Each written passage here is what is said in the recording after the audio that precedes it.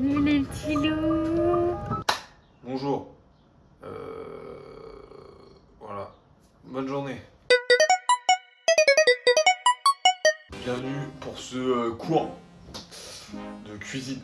En tant qu'étudiant, je me sens tout de suite concerné par la cuisine parce que ça me permet de vivre assez longtemps quand même. On va tout de suite se mettre à cuisiner. Avoir les ingrédients, il vous faut les coquillettes, le maximum, la plus grosse quantité. Si vous êtes comme moi, vous en faites 500 grammes par repas, ça va très bien. De la lardonnade, tout ce qui est lardon, des lardons de la marque Lardon. Si vous n'aimez pas ça, c'est vous appelez Roman Dubos, va te faire foutre avec ton pesto. Ensuite, non, moi j'achète des crotons de chèvre parce que c'est meilleur. Vous n'êtes pas obligé, vous pouvez prendre du chèvre en bûche ou alors vous allez vous faire foutre. Ensuite, il nous faut de la crème entière. Moi je prends celle-là parce qu'elle est bonne et que c'est très gras et que c'est entière. Prenez entière parce que de toute façon le fluide c'est dégueulasse. Et ensuite, il nous faut le miel, évidemment pour une recette. Putain, peut-être que je l'ai pas dit. Aujourd'hui, recette coquillette, lardon, chèvre miel. Ensuite, il nous manquait évidemment le miel. Parce que sinon, chèvre miel, s'il y a du chèvre, il n'y a pas de miel, ça s'appelle du chèvre. Et des coquillettes chèvre, ça va pas être super foufou. Alors que, avec ça en plus, c'est vachement meilleur. Je m'égare. Évidemment, pour tout ce qui est cuisson, il vous faut une plaque. Mais voilà, c'est mieux pour cuire.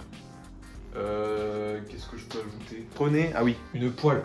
J'ai testé aussi avec des gnocchis, les gnocchis lardons. Vous pouvez faire ça, c'est pas dégueu. Et puis ça remplit bien la bedaine, ça cale pour 10 mois, voilà. Coquillettes sont finies de cuire. On prend, prochaine étape, la poêle, et on prend le lardon. Putain, c'est génial. Vous prenez les lardons, pas besoin de matière grasse en plus, la matière grasse des lardons va suffire à elle-même. C'est ignoble, c'est sûrement une des pires choses. Je me suis lavé les mains avant, je précise, lavez-vous les mains. Et prochaine étape, faut qu'on prépare la crème fraîche. Là, on a les petits lardons qui sont en train de chanter. Aussi, ce qu'on peut faire, c'est préparer notre chèvre et le miel. Et dès qu'on voit qu'il commence à être vraiment bien cuit et que ça crépite, on vient ajouter une belle quantité de crème fraîche. Après, c'est à votre dose. Ça, c'est nickel. Hop, un peu mélangé. Ça va nous faire une pâte. Là, je vous le dis pas, c'est un peu dégueulasse la pâte qu'on a. Mais vous en faites pas, ça va être bon. J'en ai pas mis assez. Vous mélangez un petit peu et là, vous le laissez reposer un petit peu. On va le laisser chauffer tranquillou.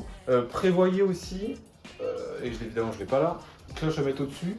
Pourquoi? Quand vous allez mettre vos chèvres, il faut qu'ils fondent. Ça va mettre plus de temps si vous ne le couvrez pas. Donc là, on en a deux beaux. On va les préparer. Le crottin de chèvre ou le chèvre en bûchette. Encore une fois, je me le répète. Je vais le couper en petits morceaux, histoire que ça soit plus simple, que ça fonde plus vite. Au final, j'en fais des bûchettes et il y en a beaucoup qui me diraient « Oui, gamin, François, tu pourrais acheter une bûchette parce que tu les coupes en bûchette ?» Non.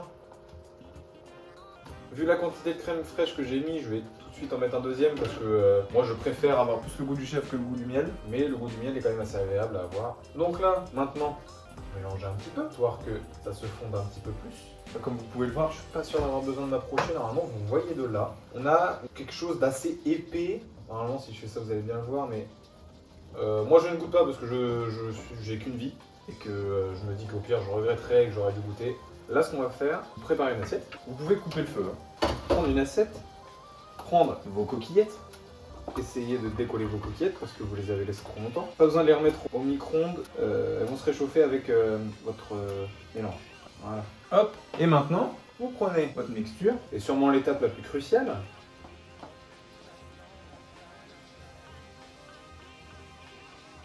Et voilà. Vous pouvez, en espérant que vous ne soyez pas aussi con que moi et que vous n'en ayez pas fait un peu trop et que ça ne risque pas de déborder, normalement vous arrivez à cette étape-là et vous vous êtes dit ça race, ça sent super bon. Et là vous venez de vous rendre compte qu'en fait je suis un chef cuistot et que mes recettes sont dignes de celles de Bocuse, que tout le monde devrait écouter ce que je fais. Sauf que là, vous allez me dire oui gamin, il manque le miel. Effectivement il manque le miel et c'est pas salé. Et moi c'est parce que je sale si j'en ai besoin ou pas. Et là c'est le moment où on va ajouter le miel. Donc maintenant, vous prenez votre miel, vous le mettez au-dessus, et là si ça va bien.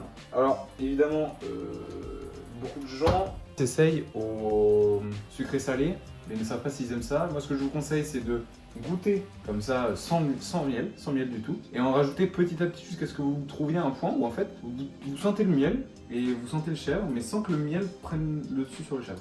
Faut que vraiment vous sentiez le chèvre, parce que c'est à partir du moment où vous allez dépasser, on va dire cette sorte de frontière où c'est moitié chèvre, on va dire, et moitié miel, et ben vous allez trouver ça dégueulasse. Bon, à mon avis, moi je sais que si je sens trop miel, je vais avoir besoin de manger sucré, et si j'aime pas manger, enfin, je veux dire, généralement chèvre au miel, je sens que le miel, le lardon et le chèvre ensemble, tous les deux. Voilà. Donc merci d'avoir suivi ça.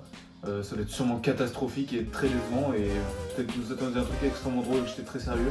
J'espère que le montage a rattrapé ça, parce que la tournée c'était l'enfer. J'espère que ça vous a plu, et à jamais pour une autre recette, parce que je n'en ferai plus jamais.